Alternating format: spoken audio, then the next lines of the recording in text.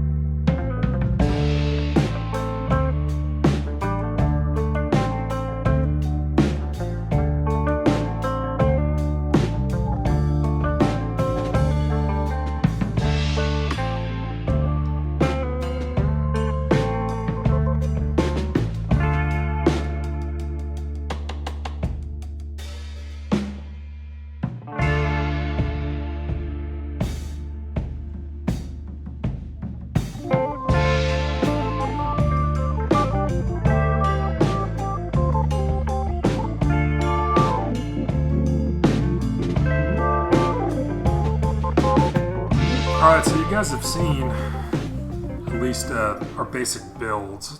So as 2A, 5.56 is the caliber, barrel length is 11.5 inches, gas system carbine length. Bolt carrier group is Sons of Liberty Gun Works.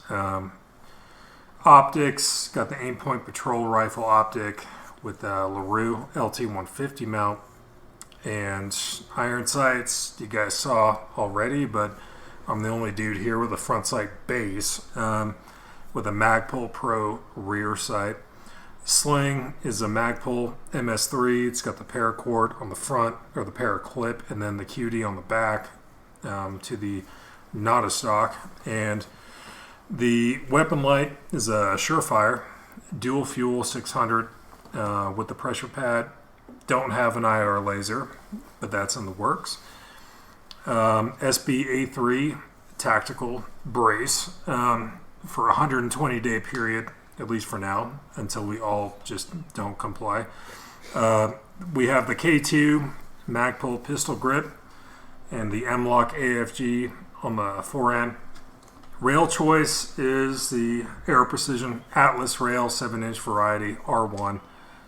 Free floated, yet I'm not holding zero on anything, so this is going to work for now. Muzzle device, standard A2 birdcage with shims, not a crush washer. Charging handle, BCM, ambi. And the safety is actually a CMMG ambi safety that I modified on the right hand side with a shorter lever. Trigger is a Geisley SSA. You guys have been watching the channel for a while, you know, big fan of the two-stage game. And then in terms of the mags and ammo that's actively loaded into the gun, it's going to be Magpul PMag Gen 2 windowed with the IMI Razor Core 77 grain open tip match, basically their version of the Mark II 6.2. And that's kind of the gist of it. So I'm going to pass it now to Colin. My build, starting off, it's 5.56, probably one of the best rounds just for a fighting rifle like we're talking about. Barrel length 13.7 for the barrel, pin and weld. Got mid-length gas system. Optics, I'm running a Sig Tango 6T, I believe. It's pretty much just a micro T2, a little cheaper with a couple different reticle options. I really prefer the EOTech reticle, but I like the small window. That is going to be on the Hydra mount. That's going to be running the ATPL-C, so the civilian-powered IR laser as a combo there, and that's all going to be mounted to the upper receiver, keeping that good zero for the laser. Not running any backup irons because I'm pretty confident in my holds, and I shoot quite a bit, so I know where I'm at if my optic was to fail. Sling, I'm running the Tier 1 concealed with a tri-glide, so I can go from 1 to 2 point pretty quick. Weapon light, I'm running a Surefire Scout body with an IRV head, so I can switch between IR flood and white light. Stock, I'm just running basic BCM, slim stock, really like it. The BCM grip as well, I really like the gunfighter grip. It just kind of molds to my hand, feels super comfortable. On the forend here, I'm running the angled grip from them as well, flipped around so I can really pull that rifle into my pocket and my shoulder. I really like these two set up together. Real choice is going to be the Geissele SMR. It's a little bit of the earlier version, so it's not M-LOK, but it still mounts well. I haven't had any issues with stuff backing out or anything like that. Really like this rail.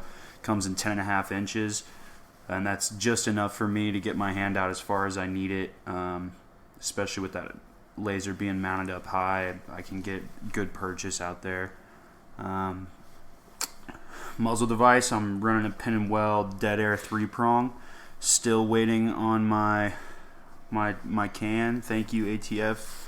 Was 90 days. It's about 300 now, so we'll see where that goes. Charging handle, it's kind of an interesting point for me. I was running into some gassing issues, and whenever I first got this rifle, I was getting gassed out pretty bad. I didn't want to change too much, so I went to an H3 buffer. That didn't really do the trick. It helped a little bit, but Silencer Co. came out with the gas defeating charging handle, which I know has given a lot of people issues, me included, with the size of the roll pins, and they were kind of just exploding on people. But with the help of Mr. 2A here, we were able to come up with a little quick fix on the spot. We staked the pins in place. Before it was backing out around 200 to 300 rounds. I had to punch those guys back in, but I'm at about 3,000 now since we staked it last, and I haven't had any issues. Silencer Co., we love you, and I know you're addressing the problem, and yeah, we appreciate that. Yeah, I've talked to a couple of their sales reps, and they've offered me some new things, but with how I've modified this one, I'm just trying to keep it, and I'm going to run it until it dies officially. But I really do very, very much like that. With the mid-length, the H3, and the gun, there's no gassing issues anymore, so that really did help. From there, I'm just running the ALG Geissele trigger that came in the Jack carbine. It's a single stage, which I know there's some questions about, but I really do love this trigger. It's mil-spec, drop safe, as most of them are, but it's super crisp. It's not got any, it's not grainy. It's clean break, and I really do like it. I've pushed the gun out pretty far, and it's been good. Magazines, I'm running PMags. Pretty much like everyone else. No windows. I don't like the window. It's just kind of a personal thing. And whenever I can get my hands on it, I'm shooting 77 grain. If not, I'm just shooting 55 grain PMC because that's what I can afford to shoot, and it's good ammo. Go ahead and pass you off to Chris here. So I am also running a 5.56 caliber rifle. I'm running a 16-inch with a battle comp brake on the end.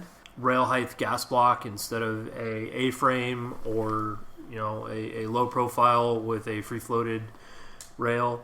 I have an Addicts Tactical nickel boron BCG, which has worked really, really well for me. For optics, I'm running an EOTech. It's the old 552 from about 2008. It is the 552 that is night vision compatible, though.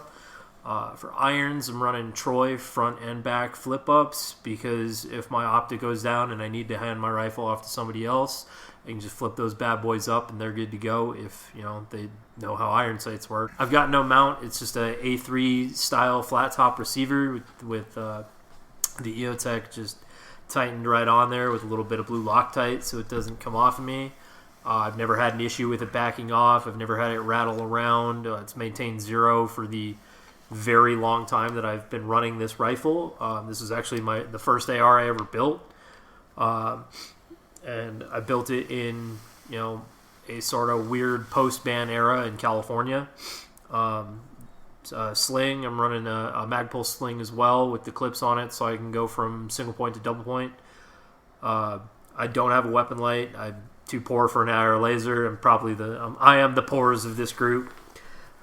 Stock is a Magpul MOE. Pistol grip, I'm using an Ergo.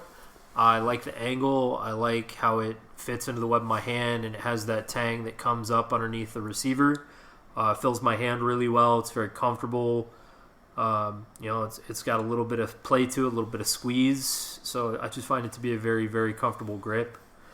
My rail choice, like I said, I'm using a rail height gas block. So I've got a 2-piece drop-in Midwest Industries at 7.5 ounces.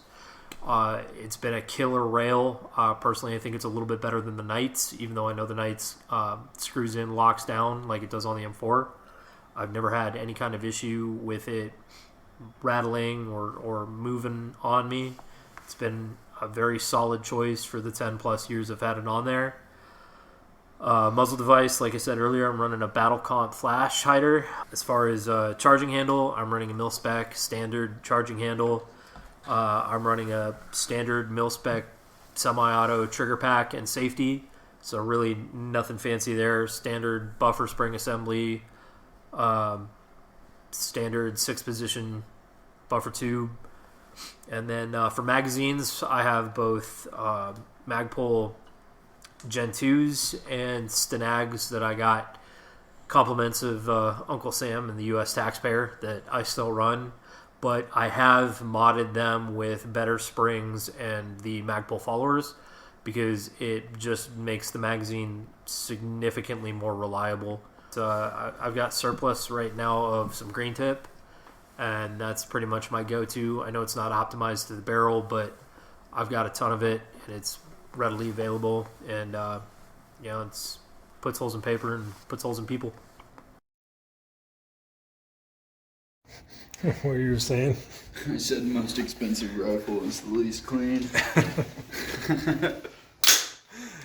She'll run though. She'll run, that's for sure.